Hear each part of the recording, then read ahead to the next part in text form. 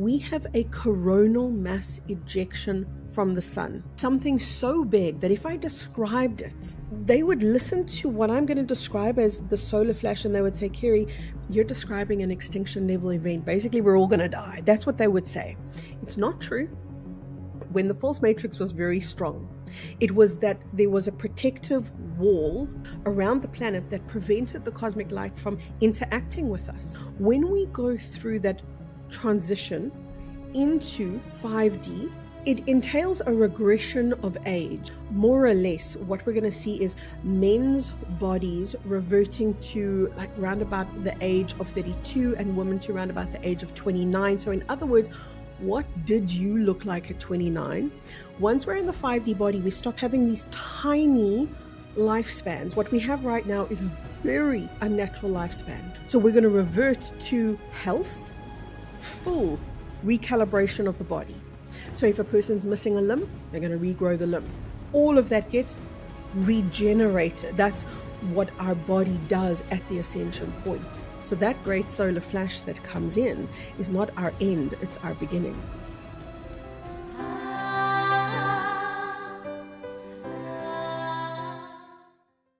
Kerry K, a warm welcome back to the show. Thank you so much. Beautiful to be with you again. Lovely to be with you again, and both in pink. And it happens again and again with my guest. And I'm like, what's going on with the colors on this show? It's like pink in stereo. Yes, it is. Now, we had a wonderful conversation the last time. I was blown away by your wisdom and metaphysical knowledge. And I do understand it because you have been walking between worlds ever since you were a young child, almost being more comfortable in the non-physical than in the physical. You're also an ascension guide today and working with the galactics. That is a natural part of you. However, this time I would like to go even deeper. And the last time in our last episode, we talked about the divine matrix, the ascension process, and the false matrix. And for everybody to sort of be on the same page here, what is the difference between the divine matrix and the false matrix? Okay, so the false matrix is the place that we were born to. That's what we call normal. It's what we call reality. You know, when people say, wake up and come into reality, they're talking about the false matrix. So what we called normal and what we called everyday life, that was the false matrix. The divine matrix is what we came here to the false matrix in order to bring in. Now, in order to do that, there had to be something within us that would remember the divine matrix. And how do we remember the divine matrix? We remember it by one word, and the word is homesickness. That's why so many light workers and star beings and spiritual people have this common theme in their lives of saying, I don't belong, and I'm homesick for somewhere that I can't name and don't remember, but I want to go home. So what we call home is not even a place out there. It's a state of being that is the divine matrix, our original blueprint, the original creation template. That's the divine matrix. I also call it God's original creation. You can call it the organic universe, because some people don't like to hear the word matrix. They think matrix means bad. Matrix is simply a place where we have an experience. It's like a playground. So we've got these two playgrounds, the false matrix and the divine matrix. We came into the false matrix to bring the divine matrix into it. And when we do that, we collapse the false matrix. That's our purpose. That's why we're born with the homesickness. That's why we're born going, this isn't right. Something in my reality is wrong. Something's out of place. I don't know what it is. Why do people behave this way?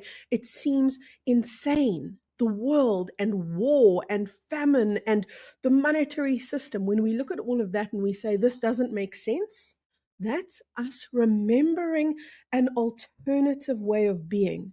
But the memory doesn't sit here in our intellect. The memory is an embedding inside our cellular matrix. So if I were to put it a different way, I would say something in our DNA remembers. a different way of being. We remember the divine matrix. And we didn't come to this world to go to the divine matrix. We came to this world to bring the divine matrix home. So, in a way, we can create heaven on earth. Not only can we, it's who we are. It's what we came to do.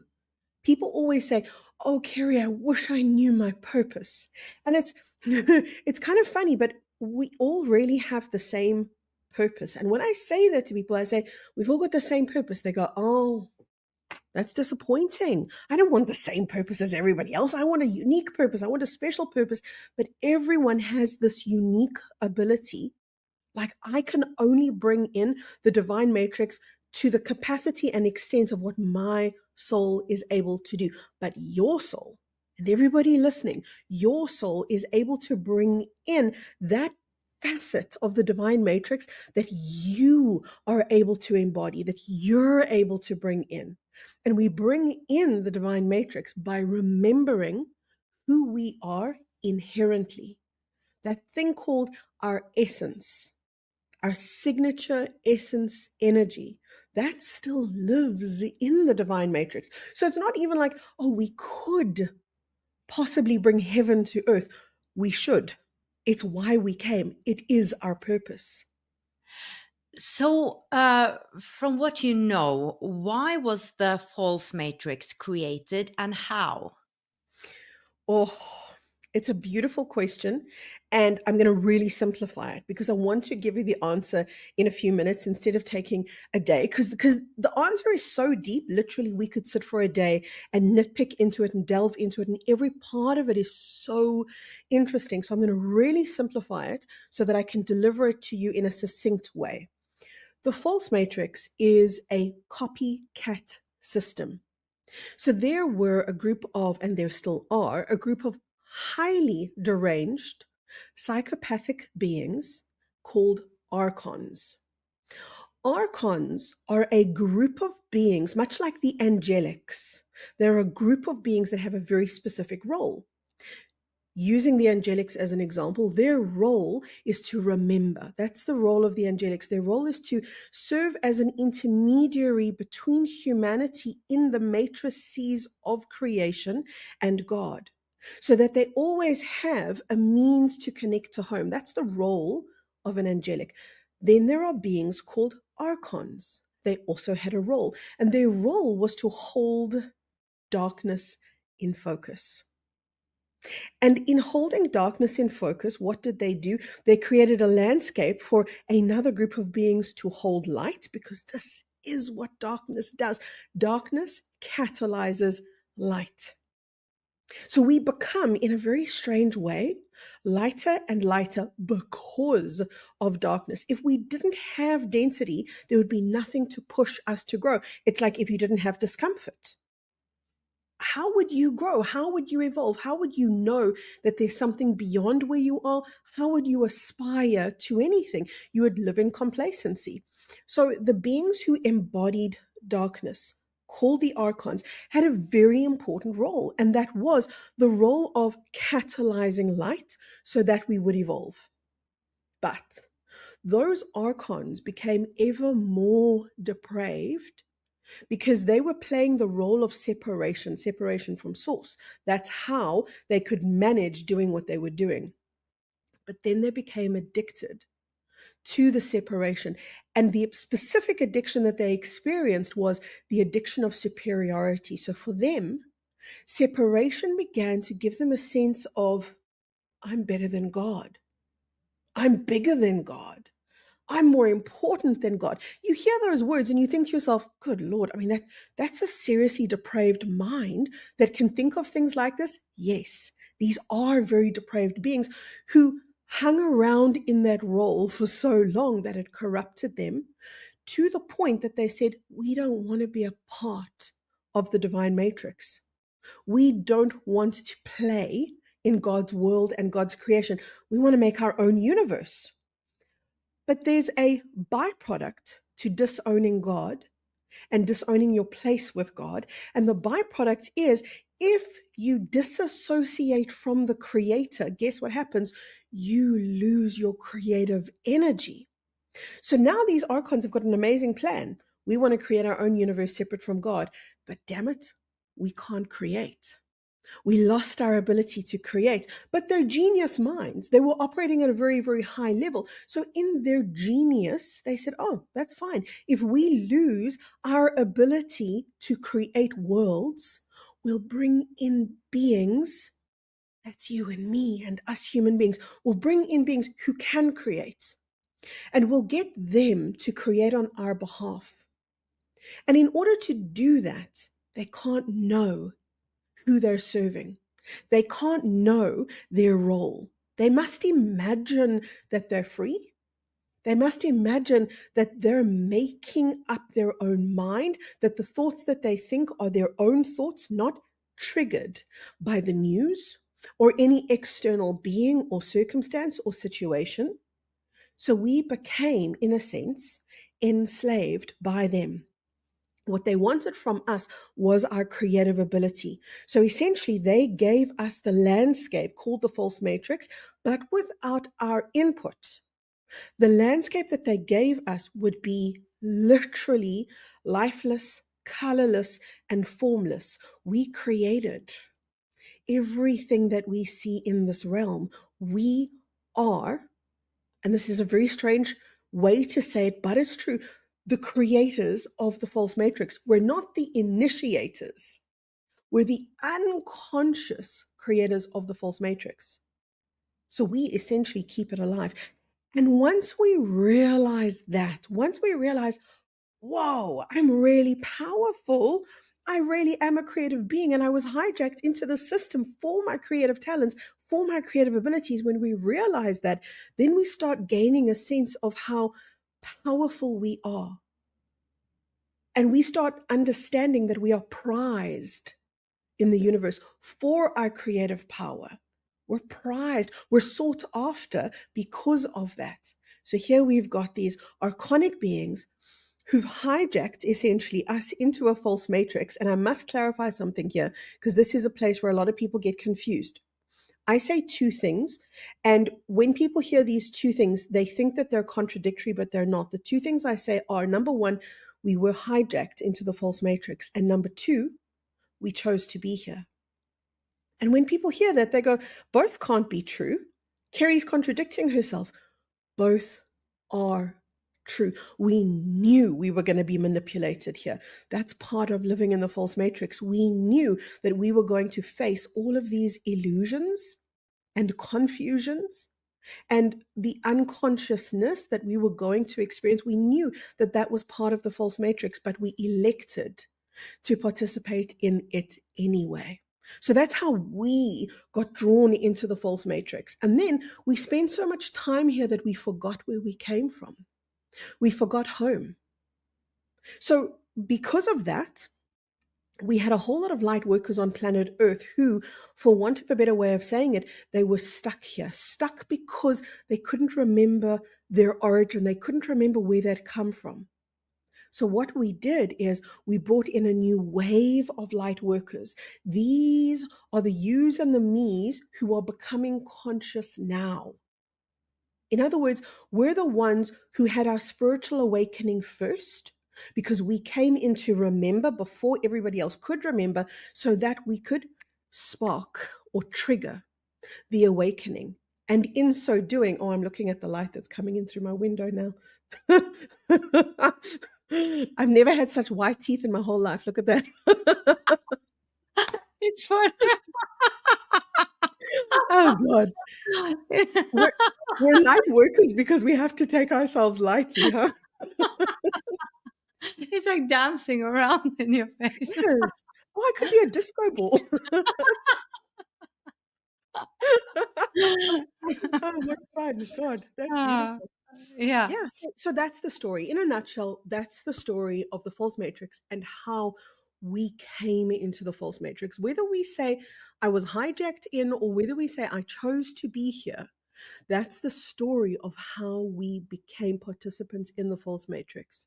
We are the front runners who've come to bust our way out of the false matrix through our longing, our yearning, our homesickness for the divine matrix. That creates the pathway home. And then we live in that light. We welcome that light in, and that light begins to dissolve the density that we were once living in. So we are the change makers. We are, like you said, bringing heaven to earth, bringing 5D to earth, bringing the divine matrix back to where it was originally. Because before earth was the earth we know it as now, it was Eden, meaning this was a 5D planet. And it was taken into the false matrix because as a 5D planet, it was one of the strongholds of the divine matrix. It was one of the most prized planets of the divine matrix. Planet Earth had so many stargates. So think of a major airport, right? I think about the US and I think about an airport like JFK, and there's so many places that you can go from one of these major airports. That's kind of how Earth was, but on a much grander scale. Because Earth was a matrix of stargates that connected you from this planet to a multitude of places throughout the cosmos. You could travel from here to any other galaxy, to any other universe, to any other dimension. So Earth was a stronghold for the divine matrix. It was the prize, the jewel of the divine matrix. And that's why it was chosen, almost like an act of rebellion by the archons. They took planet Earth into the false matrix and tried to make it their own. They're mimicking. So remember, a false matrix is a mimicry system. It's a copy as opposed to an original creative structure. It's a copy of what creation looks like in the divine matrix, but it's a corrupted copy. That's what the false matrix is. Wow, that is interesting. And I'm hearing this from different guests and different perspectives, maybe different wordings. And I'm always trying to get the full picture here, but I think that's maybe impossible. But let's dive deeper. So light workers are coming in now to through the ascension process to wake people up, and they're wakening up.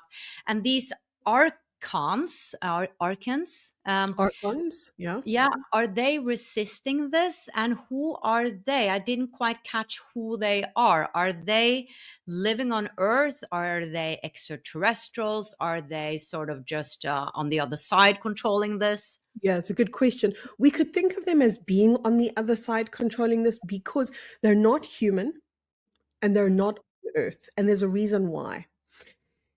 Their modus operandi was always to get humanity to fight among themselves.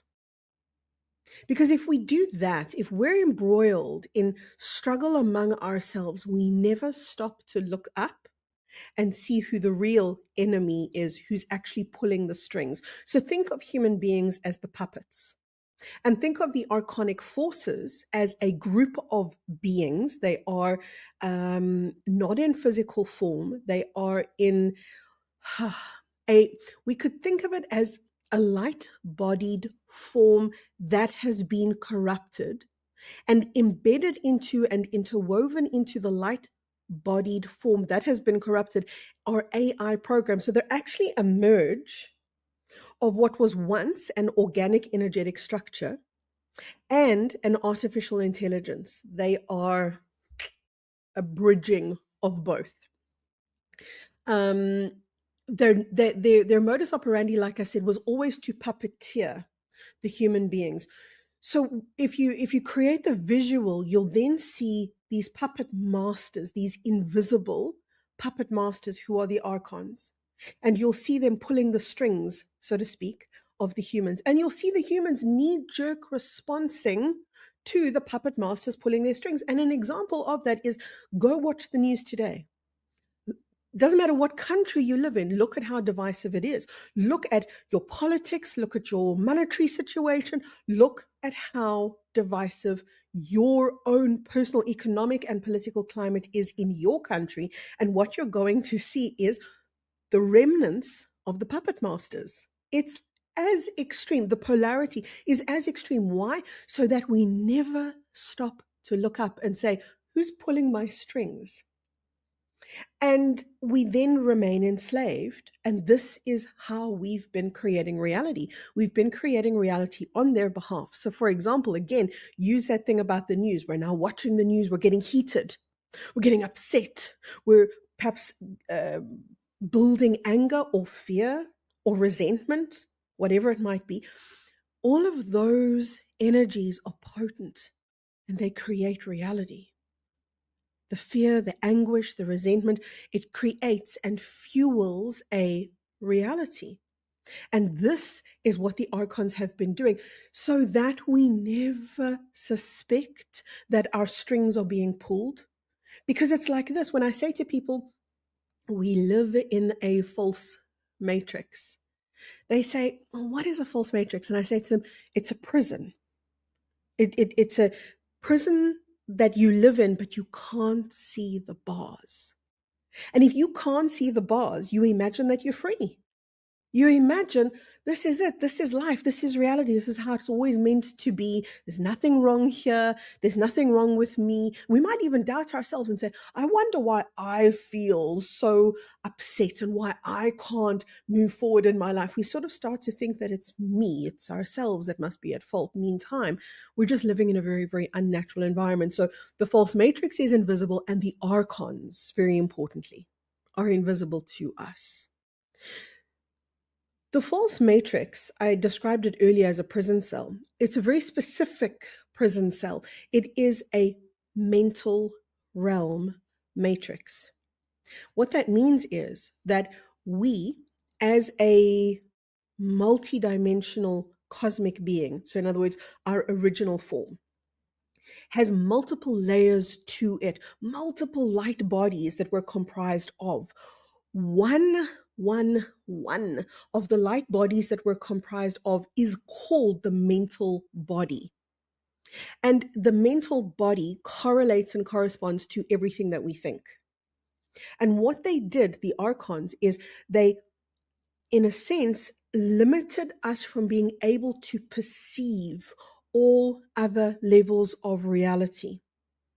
There is a reason why, and this is scientifically proven, why we only see less than 1% of the visible light spectrum. I mean, that's crazy. You know, if you ever stop to think about this, we're seeing less than 1%, like way less than 1% of the visible light spectrum. And then we say things like this. We say, seeing is believing. We say things like, if I can't see it, it doesn't exist. So we're essentially saying the 99.9% of the universe that I can't see isn't real. That is directly because we've been living in the false matrix, in the mental prison, the mental realm, where we've lost our ability to perceive the 99.9%. So we are jailed, for want of a better way of saying it, we are jailed into this incapacitated mind space. And within the mental realm, guess what we have? We have mental chatter.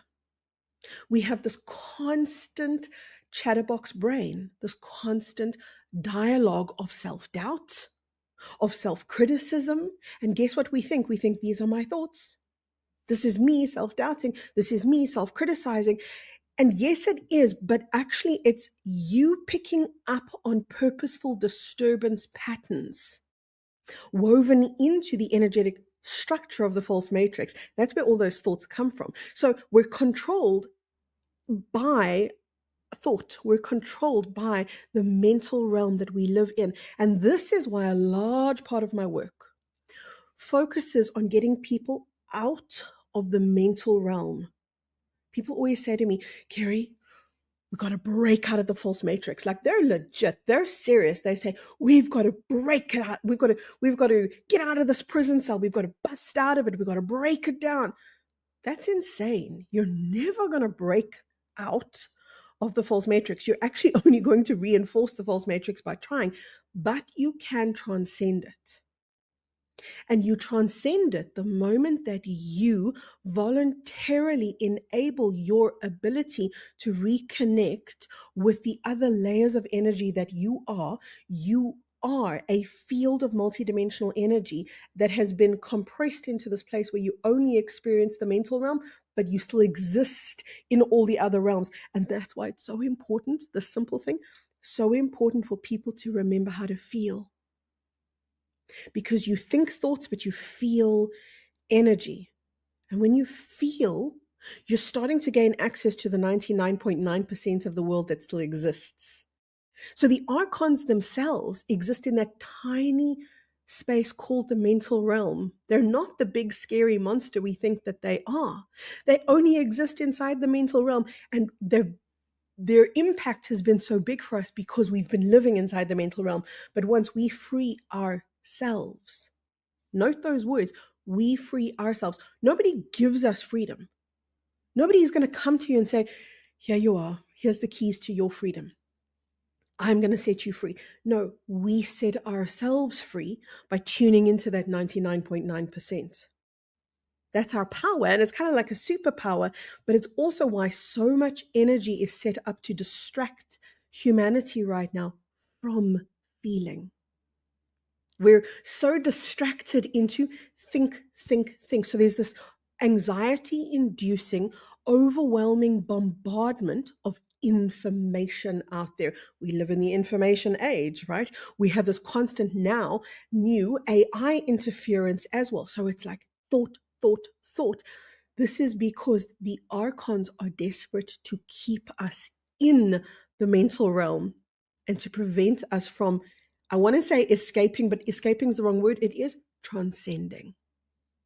They know that transcendence is more possible now than ever before because of the time that we live in right now. The time that we live in right now is a time where we have this incredible universal light, galactic light, cosmic light pouring into our reality.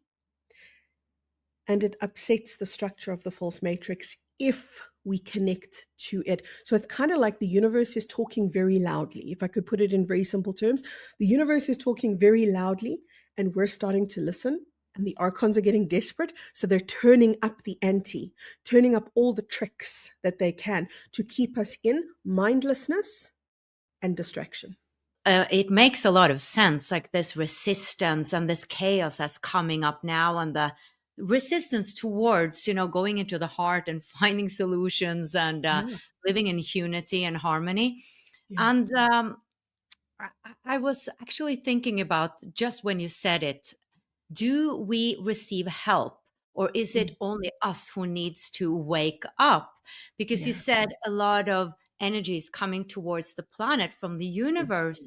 And I've heard you speak about solar flashes and a great solar flash that will come. Correct. So is that a support from the galactic, and what will that look like? And I know you can't speak to when, perhaps, but I'm curious about what it will be like. Mm. So when we look at what's been taking place on our planet up until now, we're having this incredible planetary experience whereby the Earth's magnetic field is getting thinner and thinner, weaker and weaker. And that's the mechanism that allows in more of this cosmic light. So think of it like this. Earth was quarantined before when the false matrix was very strong. It was that there was a protective wall or shield around the planet that prevented the cosmic light from interacting with us. So we were very blocked off, disconnected. Now that magnetic field is weaker and weaker, and as a result, more light codes, we could call it, or cosmic radiance is coming in. But the primary portal through which that comes is the sun. The sun is what determines ascension. The solar flash comes, which is the marker for ascension. The solar flash is the ascension point, and it comes through the sun. So what we've been having on our planet up until now, and we're going to keep seeing more and more of, are solar flares. Massive solar flares, and they will get bigger and bigger, more extreme and more impactful. And the impact of solar flares is that it's delivering light, like a concentrated blast of light onto our planet. Think of the sun as a stargate, because it is. It's not only a stargate, it's a portal through which the divine matrix reaches us and delivers its inner juices to our planet. We then get affected by it in multiple ways. As we experience these solar flares and these extremes on our planet, we know it can create cataclysmic weather cycles. We know that for people, for example, who have problems with mental wellness, they have a mental instability, it can exacerbate all of those instabilities. It can exacerbate all of those anxieties that a person might be feeling.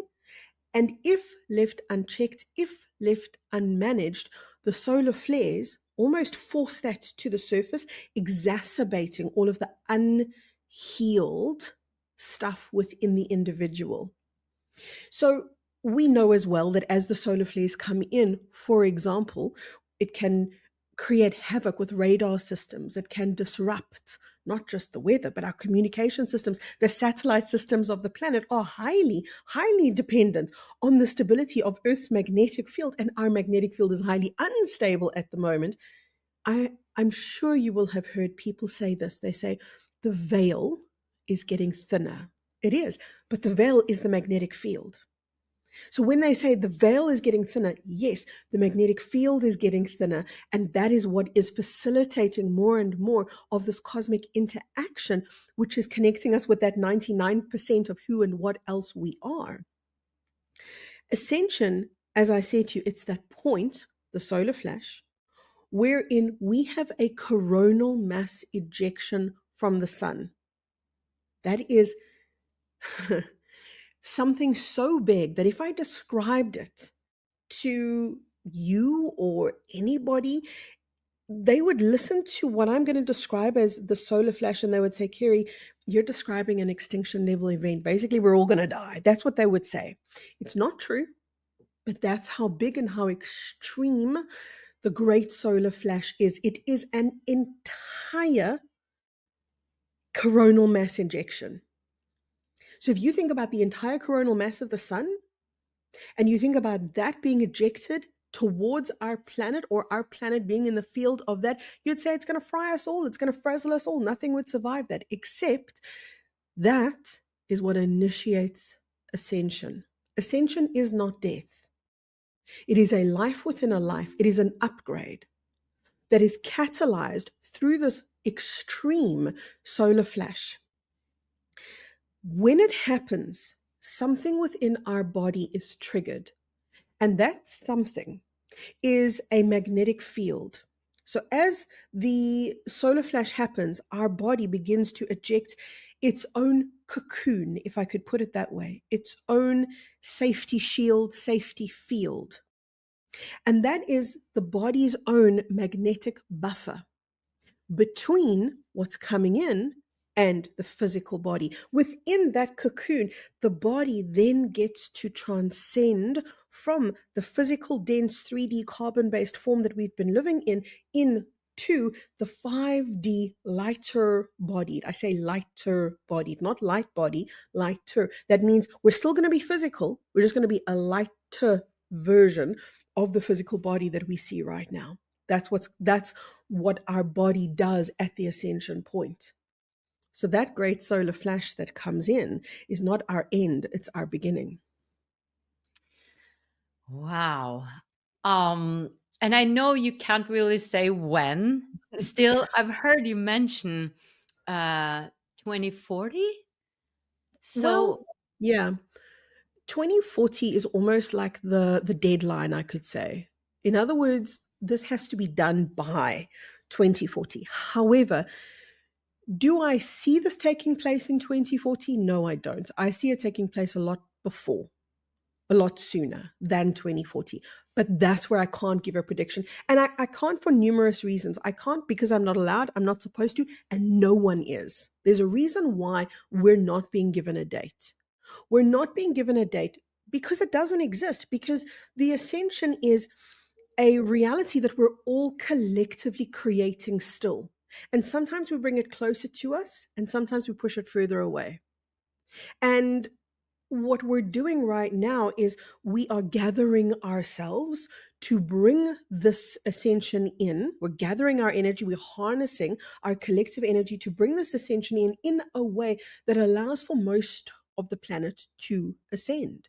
It wouldn't be fair if just the few who were ready, just the few who were spiritually awakened got to ascend right now. What about why we came? We came to rescue the ones who forgot.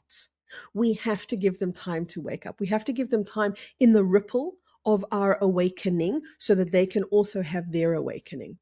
And that's what we're doing right now. We're holding our own light. We're stabilizing our own light into the planet so that more and more people are given the opportunity to ascend, so that when the flash comes, we have as many people ascend as possible. That's why we can't predict the date, because it's, number one, still in manifestation. We're still manifesting it. We're still creating it. Number two, it's because if there was a known date, can you imagine what people would do?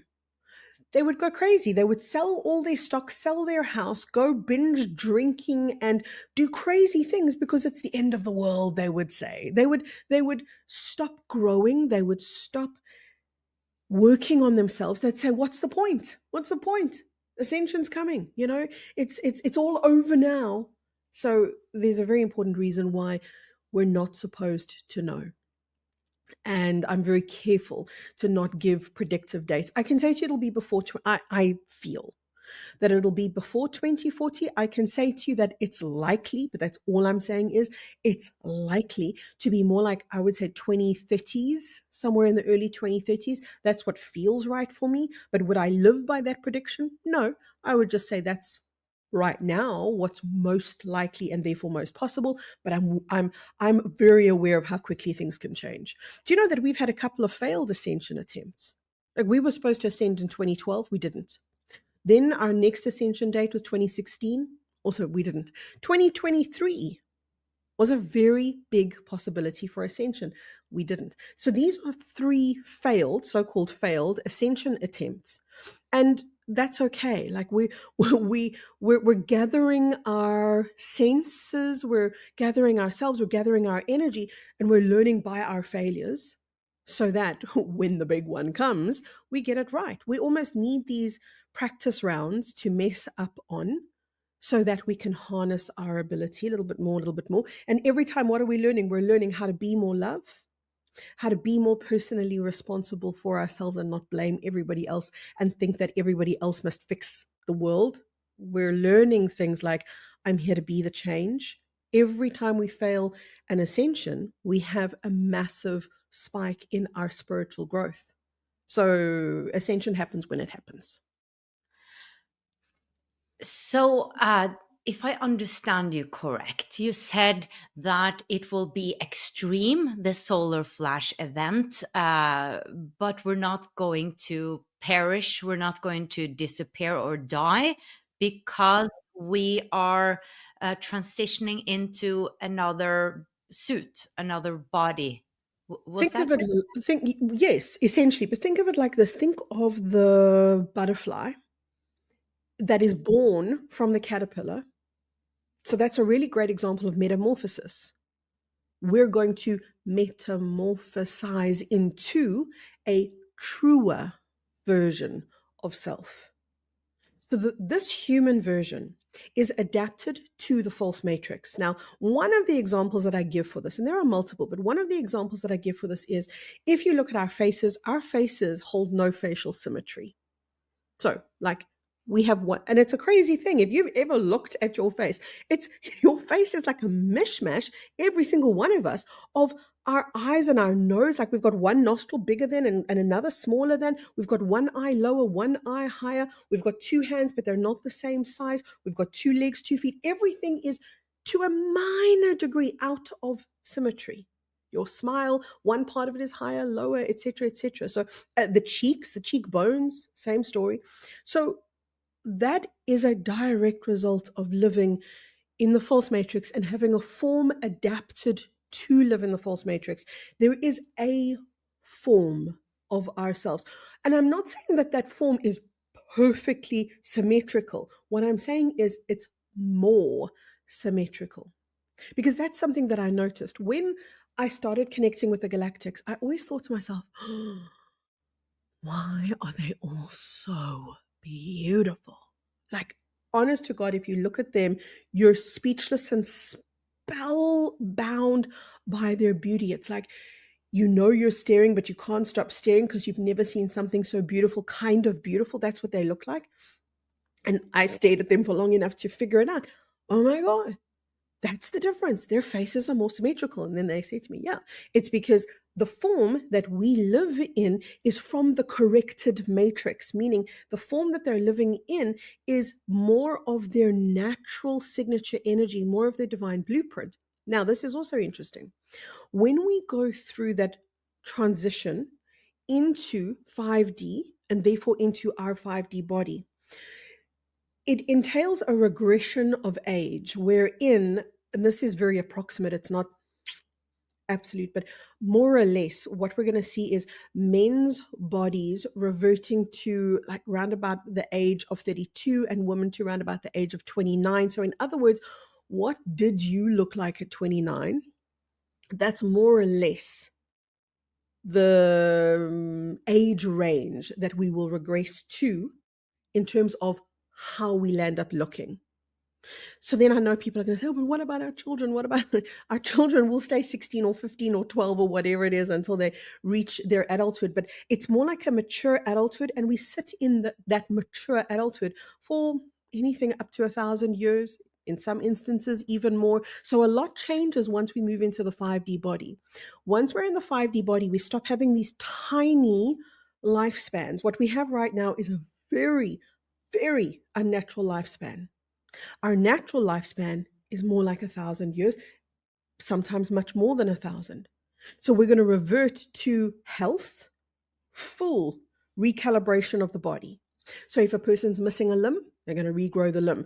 If a person has had spinal surgery and they've got, for example, plates in their back or their knee or their hip or whatever it is, all of that gets regenerated. You know how I'm fascinated by octopus. I think they're such remarkable creatures. They just grow a new arm if one gets chopped off. That's part of our natural ability. So we're going to have our body regenerate itself and youth itself to an age of physical maturity. It's still going to look like you, but it's going to look like a higher version of you, a more symmetrical version of you. You might say a more beautiful version of you, but I would say a lighter version, a more enlightened version. Because I'm just talking about what the body looks like. The being inside the body matches the form. The being inside the body radiates peace. The being inside the body radiates a calm, stable, stabilized presence, wherein there's no puppet master pulling the strings.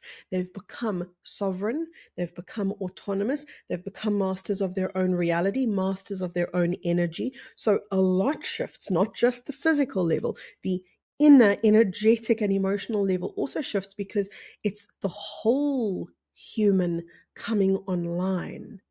Right now, we're a fragment of who we truly are. We're expressing ourselves as a fragment. So the 5D or the ascended body is not the fragment anymore. It's the whole being showing up in the physical form. Wow. Ooh la la. Oh la la. And this is so fascinating that it's going to happen in our lifetimes. This is the part that I wish humanity could get that. I wish that people could go, oh my God, this lifetime. Yes. Now, yes. With me as I am. Yes. I don't have to die and come back as another person. No. I don't have to wait until I'm fully healed. No. I don't have to fix my back and fix my teeth and fix my self and all the things I need to heal. No. Ascension is happening in this exact lifetime. So, what would happen if we became aware of that and lost the distraction on all of the insignificant rubbish that just doesn't matter anymore? Like I said earlier, that's why we're so distracted. That's why we're so divided.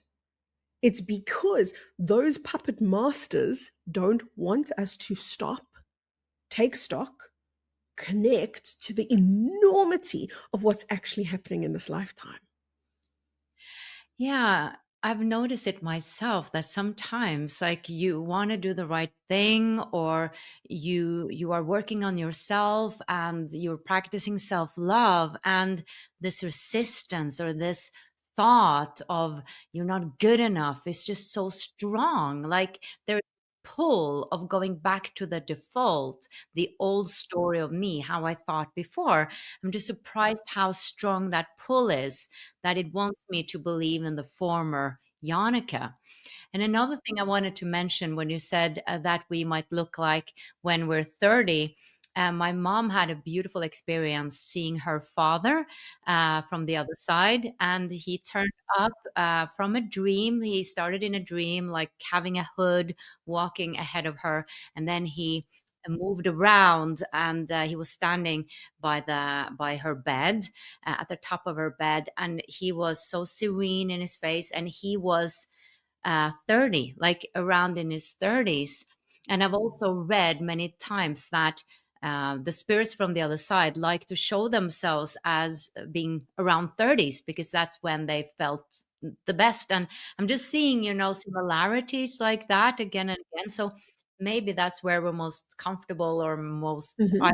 our ideal Yeah, selves. I don't know. it's our Now, prime. That's our prime. yeah. Yeah. I wanted to jump over to your connection with the galactics. Maybe some are wondering, how does she know all of this? And who are the Mm, galactics? And you just yeah. told me that this connection you have to them is as natural as you talking to me. So Mm, I'd love to hear more about how it's like being Carrie, communicating with these other yeah. worlds. It's a common question I get. You see, people hear me speak and they go, "Oh, isn't that beautiful? She's channeling." Or they go, "Oh, she's so psychic. She knows this stuff." And none of those are true. Yes, I'm psychic, but everybody's psychic. Yes, I'm telepathic, but everybody's telepathic. What I'm doing is I'm having real time relationships and real time connections with these beings called the galactics.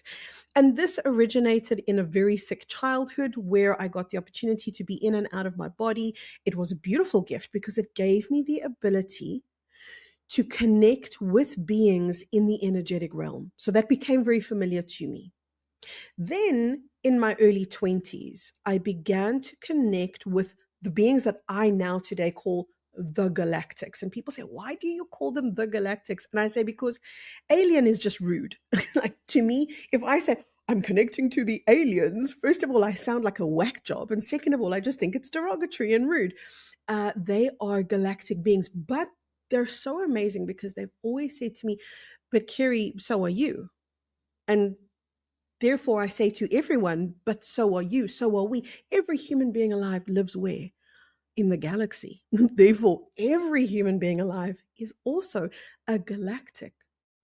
But a galactic is a person who's aware of themselves as a galactic being who's able to traverse the galaxy. When we have a self awareness, do you know what we have an awareness of? We have an awareness of the country, not even the planet. That's how fragmented we are. So, for example, we would say, "Oh, I'm a South African," or "I'm an American," or "I'm a Canadian," or "I'm Finnish," or whatever it might be. This is madness because you're actually an earthling, number one, but number two, you are galactic. That is actually how big you are, how expansive you are. But we've become so smalled down, so dumbed down that we associate and identify ourselves with this tiny landmass that our country is on. So the galactics and my connection with them began in the early 20s. And the interesting thing, perhaps, about that is the way that that communication takes place. Because a lot of people say to me, "Such and such a thing is happening in our reality." And they say, "Kerry, what do the galactics say?" And I say, "Well, they say nothing." Because for the most part, the galactics don't speak. For the most part, when we are in 5D and beyond, we can speak, but it's a waste of energy and we don't really engage with things that are wasteful of our energy. We feel, which is called telepathy, we feel our conversation to each other. So when I say they don't say anything, it's because they feel their communication. And remember, we've lived in a false matrix, which is a mental realm, so we need words. For us, communication equals words. For them, communication equals presence. Communication equals me communicating the fullness of my presence and me listening to the fullness of yours. That's true 5D communication.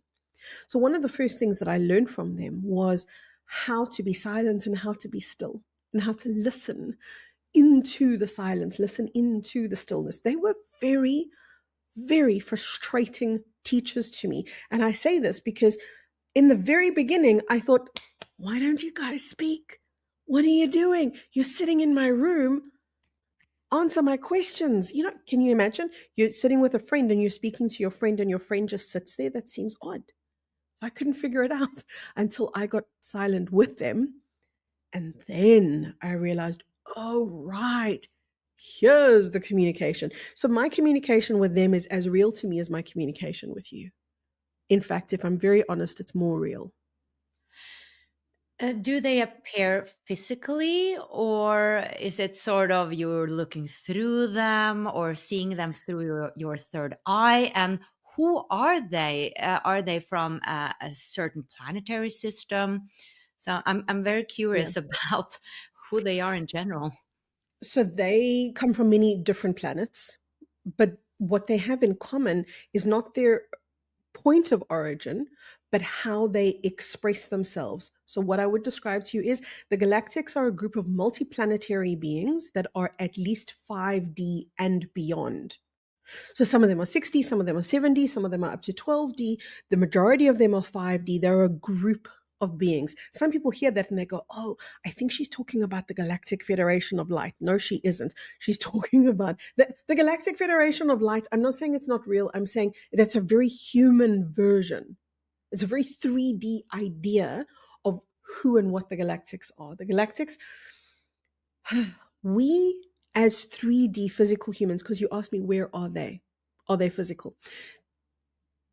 Earth humans don't connect with the galactics at this level.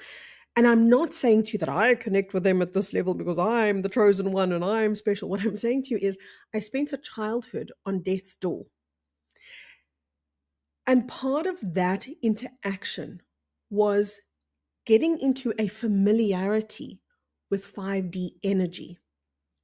And because I became familiar with that place, I learned how to bridge my physical body that was still in the false matrix with the Kerry that lives outside of the false matrix. And that's what facilitates the real-time connection with the galactics that I have today. They're never physically here in my reality, in my room, because if they were, they would be contravening the laws of free will.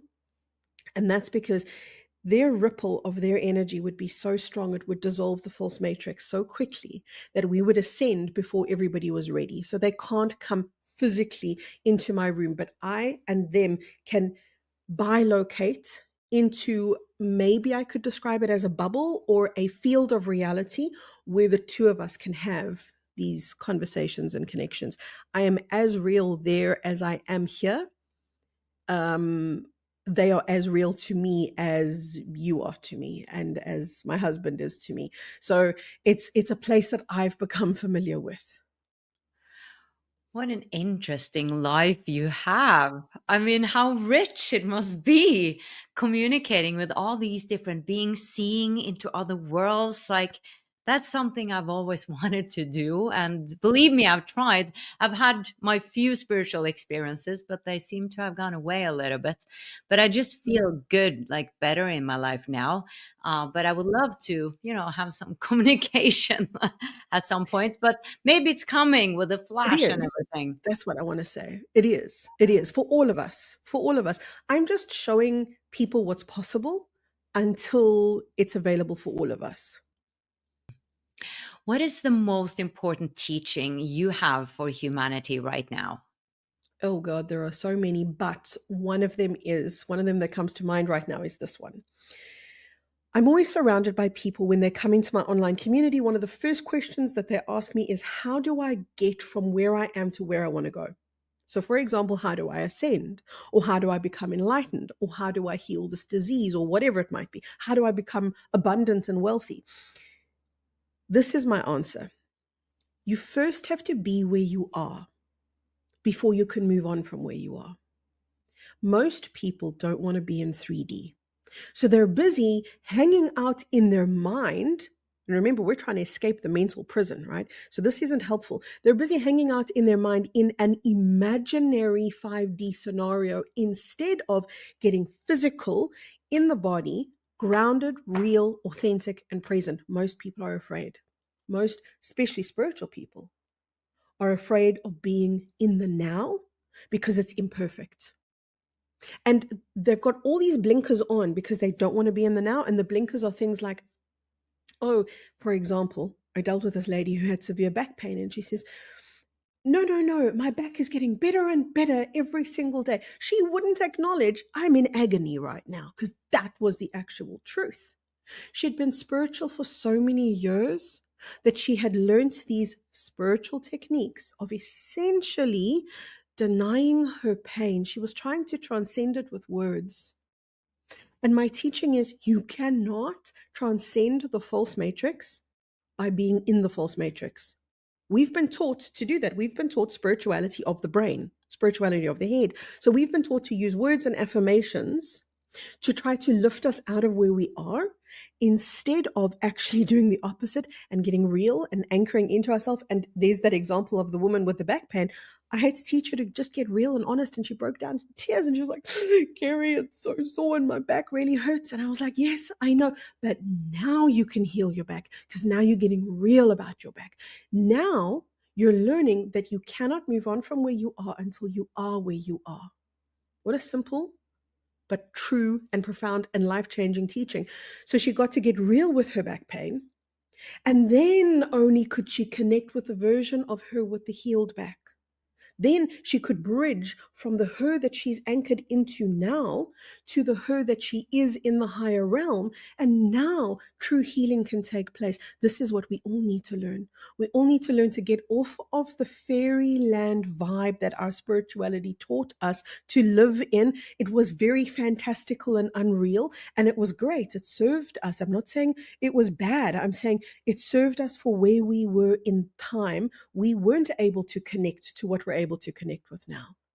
But because we're able to connect with the higher version of self now, we must connect with the present, current day version and acknowledge, this is me.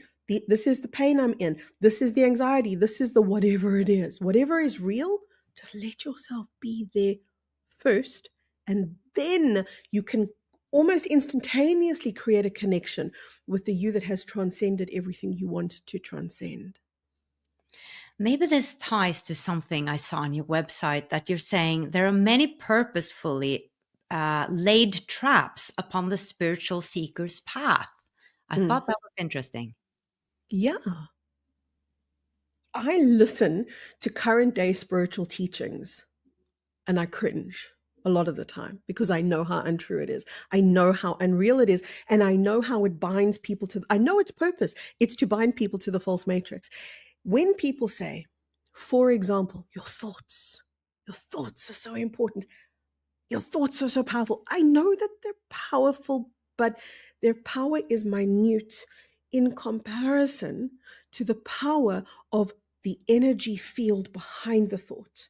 And that's where I work with people. I work with people to connect them to that 99.9% self of who they are, so that they stop operating in that very small space that the old school spiritual teachings taught us to live in. And if we live there, we're not going to escape there. It's like we've lived in here's an example of how I see old school spirituality. The false matrix is a prison, and old school spirituality was pretty wallpaper for the prison. That's what it was. It was never going to give us the keys out. It was never going to entice us out. It was just going to make the prison cell look prettier. And we embarked on that. And I did it. I did it too. I think we all have, to varying degrees, engaged with spirituality of the mind, because it sounds airy, it sounds fairy, it sounds fantastical. It sounds better to say I'm healed and healthy and whole than I'm miserable and shitty and overwhelmed. It sounds better to say the things that aren't true, but we need to face what is true so that we can connect with the truth of the light that's coming in. So don't be afraid to let go of the old spiritual beliefs, and instead of the beliefs, exchange them for the truths that come in from our own experience. That's what I teach people. I teach people, stop believing everything you hear and start experiencing meditation, experience the energy work of life, experience that 99.9% of what's available. And then you don't have to have beliefs anymore, because you have truths based on experience. That's what I want for everyone. I want them to have an experience of love, not a belief about love, an experience of healing, an experience of 5D. That's the richness that we're here to be imbued with. Yeah, it's almost like we just jumped over a step there to be where we are first, and then and I think it was Yeah, helpful at the point somehow. I think somehow yeah, spirituality is also developing and hmm, expanding. And like you said, yeah, you've been there, I've been there. for And sure. then it sort of opens up more and more. And I see that people who are waking up now are waking up much faster than I did. So, Yes, yeah. yes. The less they use the old teachings of the old spirituality, the faster they awaken. But it's a question of timing. This is the right time right now for advanced and radical growth. It wasn't 10 years ago, 20 years, 30 years ago. That was the very archaic spirituality that we all, in some way, connected to. And great. We needed the stepping stone. Like you said, it was a stepping stone. But now we have the capacity to experience true reality that comes from the divine matrix itself. That's dripping into our reality every single day. Oh, exciting. Oh my goodness. Yeah. I think this is exciting living Yeah. in these times, and that I Yeah. chose that. Good work, Jan. Yeah. Exactly. When you get that, when you get that excitement, when you get that thrill, when you get that, oh my God, I'm here now. This is me. This is really happening. This is my life. When you get that thrill, then you're actually coming into a very beautiful place of realization that you are blessed to be alive right now. That all the pain and everything you've walked through in your life, it's okay. It doesn't define who you are. It just gave you an experience to transform. That's all it did. It's not the definition of you.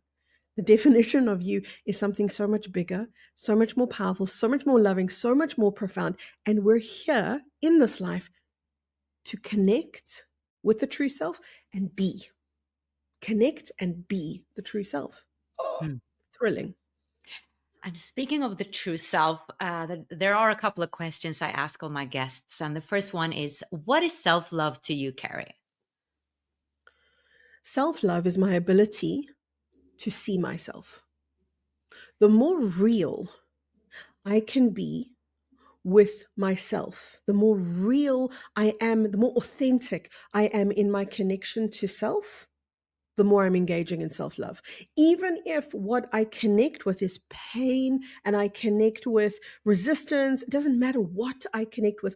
The fact that I've dared to connect to the true experience of my life, that's self love. The more authentic I am, the more in self love I am. Beautiful. And what is the deeper meaning of life from your perspective? The deeper meaning of life is to connect with the 99.9% and to start recognizing that you live there too. You don't just live in that tiny less than 1% of the visible light spectrum realm called the mental realm. That's not the only you that there is. That's not the only part of you that's real.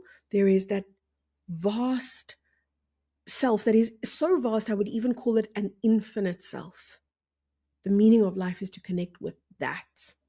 Mm, beautiful. Wow. It was a joy to have you back, Kerry. And if people want to Thanks, follow Annika. you now and are eager to learn more, where can they do so? Multiple places. You can find me on pretty much all social media, from YouTube to Instagram to TikTok, on the same channel name. It's I am Kerry K, and Kerry is spelled with a K. I am Kerry K, Kerryk. But my website is going to link you to everything as well, and that's kerryk.com. Easy peasy. Lovely. Thank you so much for coming back to the show, and may you have a beautiful day and continue your powerful work. Thank you, Yannicka. So appreciated. Thank you, my love.